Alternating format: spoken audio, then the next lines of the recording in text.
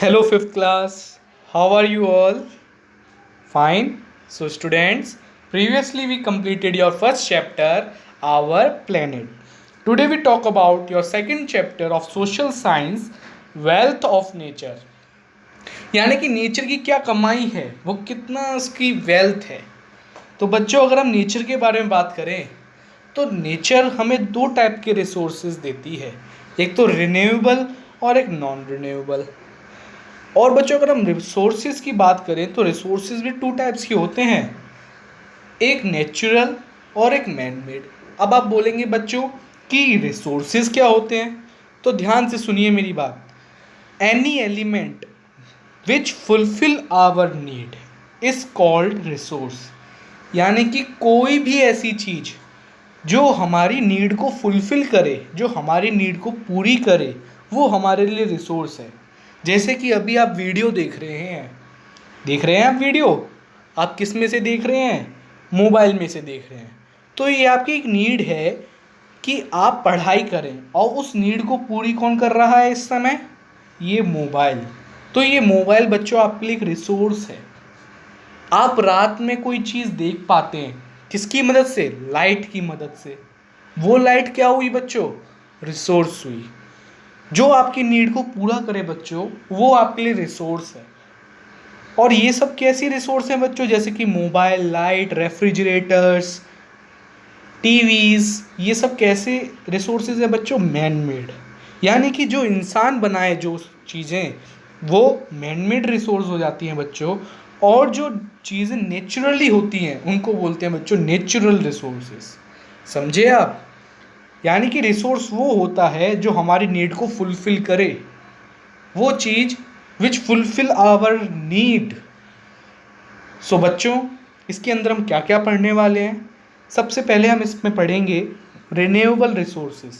यानी कि renewable resources क्या होते हैं बच्चों, मैं आपको बताऊंगा, लेकिन आप अभी ध्यान से सुनिए कि रिन्यूएबल रिसोर्सेज क्या होते हैं। वो एलिमेंट्स, यानी कि रिन्यूएबल हम किसको कहते हैं? Those elements which produce itself again. यानी कि जो अपने आप को फिर से बना दें, जो कभी भी ख़त्म ना हो, जिनका अनलिमिटेड स्टॉक हो, वो रिसोर्सेज रिन्यूएबल रिसोर्सेज होते हैं बच्चों। जैसे कि पानी, पानी कभी ख़त्म हो सकता है?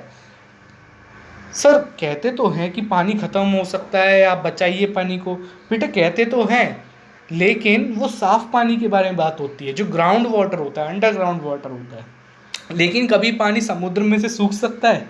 नहीं, क्योंकि ऊपर से बारिश बरसती है, फिर वो पानी फिर से कलेक्ट हो जाता है। तो इसलिए बच्चों, जैसे वाटर है वो कभी भी ख़त्म नहीं हो सकता है, तो वो क्या है बच्चों? एक रिन्यूएबल रिसोर्स। इसी तरीके से हम पढ़ेंगे नॉन रिन्यूएबल रिसोर्सेज के बारे में। यानी कि जो चीज़ हमारे पास लिमिट है, जिसकी लिमिटेड है हमारे पास स्टॉक, जैसे कि कोयला। अब आप किसी खदान में चले जाएं बच्चों, तो उसके अंदर कोयला मिलता है, आपको कोल मिलता है, तो वो लिमिटेड ही तो होता है। उस खदान में जितना कोल होगा अगर हम पूरा निकाल लें तो क्या उसमें फिर से वापस आ जाएगा? आंसर है आ जाएगा। लेकिन बच्चों लाखों हजारों साल बाद इतना वेट कौन करेगा? तो बच्चों उस चीज़ को हम नॉन रिन्यूएबल मानते हैं। जो चीज़ लिमिटेड होती है, जो चीज़ ख़त्म हो जाए, उसको हम बोलेंगे नॉन रिन्यूएबल। फिर इसके बाद देखेंगे बच्चों हम use of natural resources.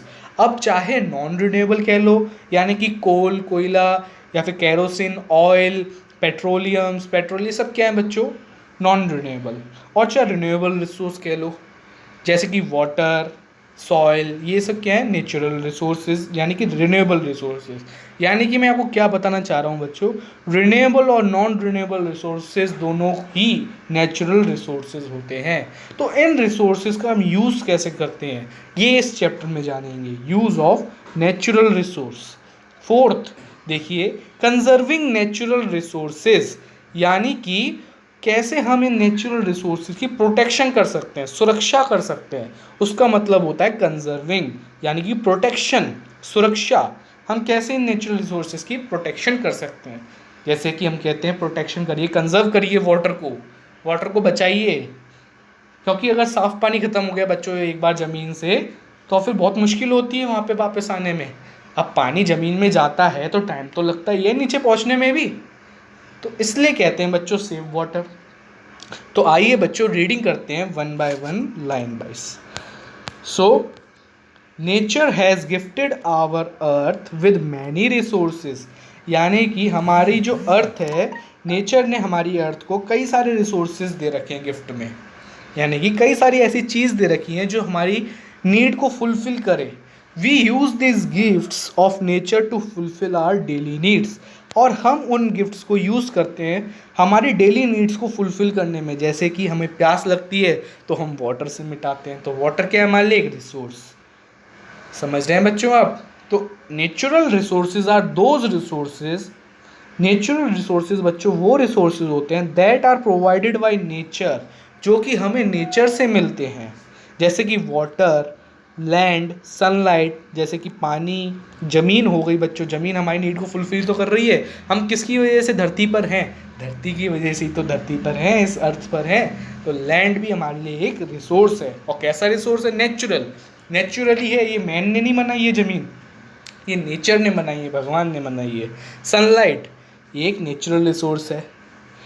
Air, air, forest, animal, minerals and human beings are natural resources, यानी कि हम खुद ह्यूमन बींग्स भी एक नेचुरल रिसोर्सेज हैं बच्चों। समझ रहे हैं? Early humans did not know how to use the different resources, यानी कि जो बहुत पुराने ज़माने के लोग थे, अर्ली ह्यूमंस थे, ठीक है, उनको नहीं आता था इन सब चीज़ों का यूज़ करना, रिसोर्सेज का यूज़ करना। लेकिन धीरे धीरे करके उन्होंने सीखा कैसे लकड़ी को काट के हम अपना घर बना सकते हैं, कैसे लकड़ी को जलाकर हम आग लगा सकते हैं लकड़ी से, कैसे हम दो पत्थरों को घिसकर, दो गिट्टियों को घिस के आग पैदा कर सकते हैं। तो इन सब रिसोर्सेज को यूज़ करना हमें धीरे धीरे आता गया। Slowly they learn to convert this into useful and valuable resources, यानी कि धीरे धीरे हमें इन रिसोर्सेज को कन्वर्ट करना आ गया अपनी वैल्यूएबल रिसोर्सेज में, यानी कि खारे पानी से हमें नमक निकालना आ गया, है कि नहीं? अब ये नमक हम जो यूज़ करते हैं किससे आता है बच्चों? पानी से आता है, सी वाटर से आता है, ठीक है ना, समुद्र के पानी से आता है। ऐसी एक और नमक होता है बच्चों, रॉक सॉल्ट, जो कि चट्टानों से आता है। तो इस तरीके से हमने रिसोर्सेज में से वैल्यूएबल रिसोर्सेज बनाना, कन्वर्ट करना सीख लिया। अपने साधन के लिए हमने अपनी नीड के लिए वैल्यूएबल रिसोर्सेज कन्वर्ट करने सीख लिए। There are many resources in the world, यानी कि कई सारे तरीके के रिसोर्सेज हैं वर्ल्ड में, whose value is either not known to us, जिसकी अभी तक हमें वैल्यू नहीं पता चली है। जैसे कोई भी बहुत अलग अलग टाइप के रिसोर्सेज हो सकते हैं बच्चों जिसके बारे में हमें नहीं पता हो, और we do not know how to use them, और हमें उनको पता भी ना हो कैसे यूज़ करते हैं। जैसे जंगल में हमें लकड़ी तो मिल जाती है और हमें पता है उसका यूज़ कैसे करना है, लेकिन बहुत सारी चीज़ें ऐसी भी हो सकती हैं बच्चों जो कि हों लेकिन हमें उसका यूज़ करना नहीं आता हो। Many countries in the world have not been able to developed their resources, यानी कि कई सारी कंट्रीज़, कई सारे देश ऐसे हैं बच्चों जो कि वो डेवलप नहीं कर पाते हैं रिसोर्सेज को। जैसे कि हम तो अपने रिसोर्सेज में से वैल्यूएबल रिसोर्सेज बना लेते हैं, कन्वर्ट कर लेते हैं। जैसे कि हमने सी वाटर में से सॉल्ट बनाया, रॉक में से रॉक सॉल्ट बनाया, ऐसी कई सारी चीज़ों में से हम बनाते हैं। जैसे हमने सी वाटर में से पेट्रोलियम निकालते हैं। तो अपने वैल्यूएबल रिसोर्सेज हम कलेक्ट करना जानते हैं, लेकिन कई सारी कंट्रीज़ ऐसी हैं बच्चों जो कि ये अपने वैल्यूएबल रिसोर्सेज को डेवलप करना नहीं जानती हैं। तो सच कंट्रीज़ आर देयर फॉर, और उन्हीं कंट्रीज़ को बच्चों है रिमेंड पुअर एंड बैकवर्ड, और उन्हीं वही जो कंट्रीज़ जिसको नहीं आता ये सब करना, रिसोर्सेज बनाना, तो वही बच्चों पुअर कहलाती है और बैकवर्ड कहलाती है, यानी पिछड़ी कंट्री कहलाती है। ठीक है ना, डेवलप्ड कंट्री नहीं कहलाती बच्चों, वो थोड़ी गरीब कंट्री कहलाती है। तो देखते हैं बच्चों, आपको यहाँ पे ये भी दे रखा है, forests are home to plants and animals. जैसे कि यहाँ पे आपको एक पिक्चर दे रखी है फॉरेस्ट की, और कह रखा है forest are home to plants and animals, यानी कि फॉरेस्ट किसका होम होता है बच्चों? प्लांट्स का और एनिमल्स का। एनिमल्स और प्लांट्स ज़्यादातर आपको फॉरेस्ट में मिलते हैं। तो हमें कभी भी फॉरेस्ट को नष्ट नहीं करना चाहिए, हमें कभी भी उनको काटना नहीं चाहिए वहाँ के पेड़ पौधों को, क्योंकि अगर हम उनको काट देंगे तो हम एक तरीके से प्लांट्स और एनिमल्स का घर छीन रहे हैं उनसे।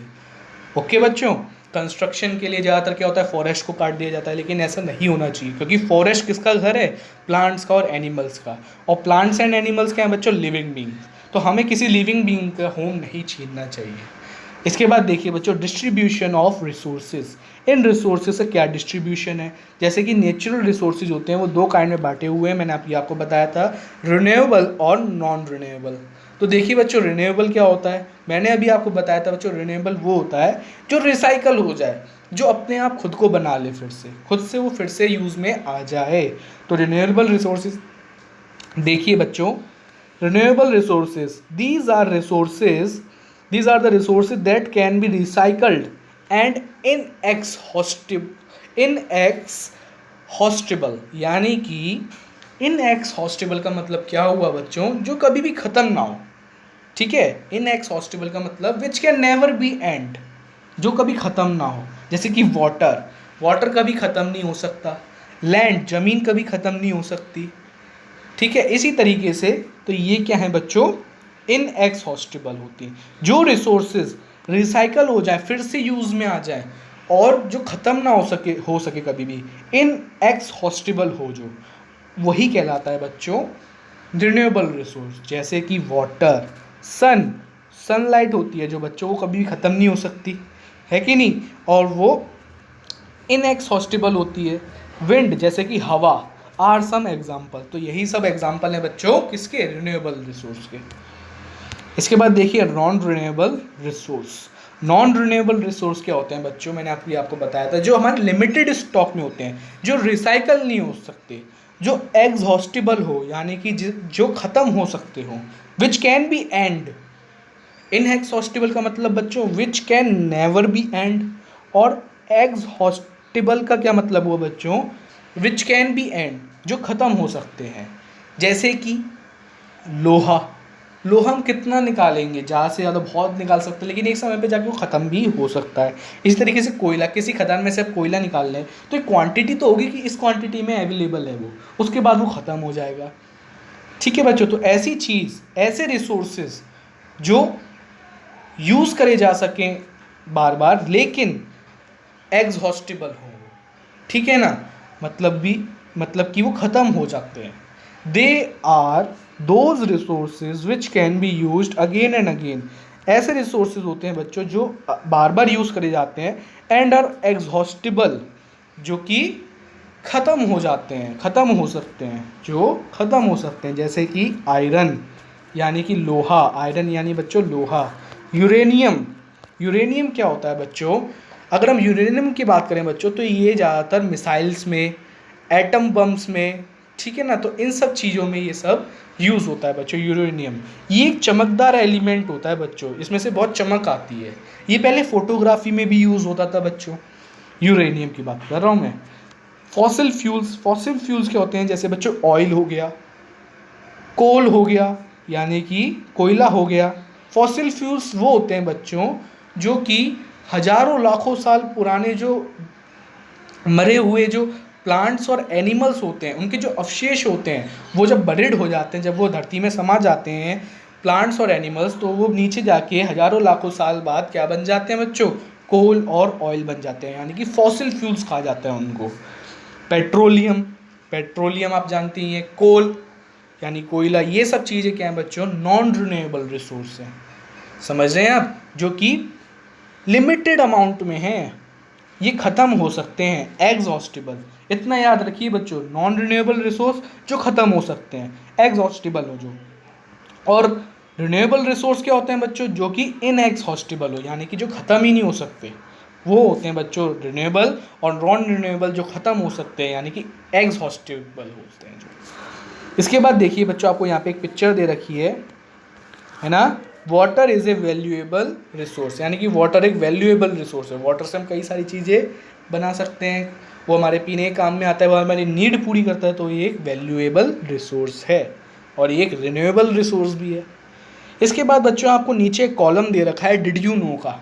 तो क्या आप जानते हैं, डिड यू नो यानी क्या आप जानते हैं, किस बारे में बता रहे हैं बच्चों, ये द अमेज़न रेन फॉरेस्ट। बच्चों एक अमेज़न रेन फॉरेस्ट है, कहाँ पे बच्चों, साउथ अमेरिका में, are the world's largest tropical rain forest. वो दुनिया के सबसे बड़े ट्रॉपिकल रेन फॉरेस्ट हैं। They have a great variety of plants and animals. यहाँ पे कई कई वेराइटी के प्लांट्स पाए जाते हैं, पौधे पाए जाते हैं और एनिमल्स भी पाए जाते हैं। अब आप बोलेंगे बच्चों ये साउथ अमेरिका में है अमेजोन रेन फॉरेस्ट, तो ये साउथ अमेरिका है कहाँ? तो बच्चों आपने फर्स्ट चैप्टर पढ़ा था तो उसमें आपको दिखाया गया था, मैं आपके पास फिर से इमेज ले आया हूँ। देखिए बच्चों यहाँ पर है बच्चों साउथ अमेरिका, आप यहाँ पर हैं इंडिया में, ये इंडिया है बच्चों एशिया के अंदर। ये बच्चों बात चलिए साउथ अमेरिका की। साउथ अमेरिका में ये ट्रॉपिकल रेन फॉरेस्ट है जिसका नाम क्या है अमेजोन रेन फॉरेस्ट। और ट्रॉपिकल रेन फॉरेस्ट का क्या मतलब हुआ बच्चों? तो मेरी बात ध्यान से सुनिए। ट्रॉपिकल मतलब क्या होता है बच्चों? सुनिए मेरी बात। ट्रॉपिकल रेन फॉरेस्ट बच्चों, ट्रॉपिकल वो होता है वो एरियाज जहाँ पे मिनिमम टेम्परेचर 18 होता हो, यानी कि 18 टेम्परेचर में बहुत गर्मी होती है बच्चों। 18 टेम्परेचर भी बहुत मिनिमम हो गया, यानी कि ऐसे एरियाज जहाँ पे बहुत ज़्यादा गर्मी होती हो, areas which are hot generally, ठीक है, जो कि ज़्यादातर हॉट रहते हैं बच्चों। और ये हमेशा इक्वेटर लाइन के नीचे का एरिया होता है बच्चों। इक्वेटर लाइन क्या होती है? जैसे कि आपको यहाँ पे दिख रही है, ये होती है बच्चों इक्वेटर लाइन जो कि जा रही है। इससे नीचे का एरिया हमेशा हॉट ही रहता है बच्चों ज़्यादातर, समझ रहे हैं आप? तो इक्वेटर लाइन से नीचे का एरिया होता है बच्चों ये साउथ में, तो इसका नाम भी साउथ अमेरिका है बच्चों, इसीलिए नीचे की तरफ है ये। तो ऐसा एरिया जहाँ पे बहुत ज़्यादा गर्मी होती हो, ठीक है ना, उसको ट्रॉपिकल बोलते हैं, ठीक है, उस एरिया को। और बच्चों जिस एरिया में गर्मी ज़्यादा होती है वहाँ पे बारिश भी ज़्यादा होती है बच्चों। क्यों? क्योंकि जितनी ज़्यादा धूप पड़ेगी उतना ज़मीन पे से, समुद्र में से पानी उबलेगा, इवापोरेट होएगा, भाप बनेगा और बादल बन के ऊपर चले जाएगा और वहाँ पे बारिश होगी। तो जहाँ पे ज़्यादा गर्मी वहाँ पे बारिश ज़्यादा, यानी कि ह्यूमिडिटी का मौसम होता है, यहाँ पे ह्यूमिड एरिया होता है, उमस वाला एरिया, गर्मी भी ज़्यादा और बारिश भी पड़ती है। तो इसीलिए इन फॉरेस्ट को बच्चों ट्रॉपिकल, यानी गर्म के साथ साथ रेन भी पड़ती है, वहाँ पे बारिश भी पड़ती है, इसलिए इन फॉरेस्ट को क्या नाम दिया गया बच्चों? Tropical rain forest. यानी कि ऐसे फॉरेस्ट जहाँ पे गर्मी भी ज़्यादा है और रेन भी पड़ती है। तो इसलिए बच्चों यहाँ पे गर्मी के साथ साथ रेन भी पड़ती है, तो यहाँ पे कई सारे डिफरेंट टाइप्स के फ्लावर्स, डिफरेंट टाइप के प्लांट्स भी मिलते हैं और एनिमल्स भी मिलते हैं। तो ट्रॉपिकल रेन फॉरेस्ट इसलिए कहा जाता है बच्चों जहाँ पे गर्मी भी ज़्यादा हो और रेन भी ज़्यादा पड़ती हो। और अगर मैं आपको इक्वेटर लाइन का मतलब समझाऊं तो बच्चों मैं आपके लिए 4th चैप्टर है आपका एक, उसी में से ये इमेज लाया हूँ। ये देखिए बच्चों इक्वेटर ऑफ लाइन ये होती है, इक्वेटर लाइन जैसे कि आपको दिखाई दे रही है, इक्वेटर लाइन ये है इक्वेटर लाइन। इससे नीचे का एरिया बहुत गर्म होता है। ऐसे ही ये वाला जो एरिया ट्रॉपिक ऑफ कैंसर, ये इंडिया से होते हुए गुजरता है। ऐसे इंडिया की ये साउथ है जो यहाँ पे बहुत ज़्यादा गर्मी पड़ती है। जैसे कि आप जानते होंगे यहाँ पे थोड़े काले लोग हो जाते हैं, क्यों? क्योंकि यहाँ पे गर्मी ज़्यादा होती है बच्चों। There is very hot area, है ना बच्चों। और सबसे पहले बारिश, जो मानसून का सीज़न होता है जो बच्चों यहीं से स्टार्ट होता है। क्यों? क्योंकि यहाँ पे गर्मी ज़्यादा पड़ती है तो बारिश भी सबसे पहले यहीं पे होती है। मानसून सबसे पहले स्टार्ट यहीं पे होता है इसी वजह से, क्योंकि गर्मी ज़्यादा तो इवापोरेशन होगा, यानी कि भाप बन के पानी ऊपर उड़ेगा और बादल बनेंगे और उससे बारिश होगी। इसी वजह से बच्चों, समझ रहे हैं आप? तो क्या बताया गया था आपको? चैप्टर पे फिर से आते हैं। द अमेजोन रेन फॉरेस्ट, उन फॉरेस्ट का क्या नाम रखा गया बच्चों? अमेजोन रेन फॉरेस्ट, जो कि साउथ अमेरिका में है। The world's largest tropical rain forest, यानी कि ये सबसे बड़े ट्रॉपिकल रेन फॉरेस्ट है। ट्रॉपिकल रेन फॉरेस्ट का मतलब मैंने बताया आपको, ऐसे फॉरेस्ट जो गर्म भी रहते हो और जहाँ पे बारिश भी बहुत ज़्यादा पड़ती हो, उनको बोला जाता है बच्चों ट्रॉपिकल रेन फॉरेस्ट। ये ट्रॉपिकल रेन फॉरेस्ट अमेरिका में भी है, यानी कि साउथ अमेरिका में भी है, अफ्रीका में भी है, ठीक है ना। लेकिन जो सबसे बड़ा जो रेन फॉरेस्ट है वो बच्चों साउथ अमेरिका में है, जिसका नाम है Amazon rain forest. They have a great variety of plants and animals, यहाँ पे कई वेराइटी के प्लांट्स और एनिमल्स पाए जाते हैं। तो बच्चों आज हमने पढ़ा रिन्यूएबल और नॉन रिन्यूएबल रिसोर्सेज के बारे में। कल हम पढ़ेंगे इन नेचुरल रिसोर्सेज का क्या यूज़ है। ओके बच्चों, जब तक आप इस चैप्टर को रिवाइज करिए, वीडियो को अच्छी तरीके से देखिए। मिलते हैं नेक्स्ट वीडियो में। Okay, see you in the next video. Okay students.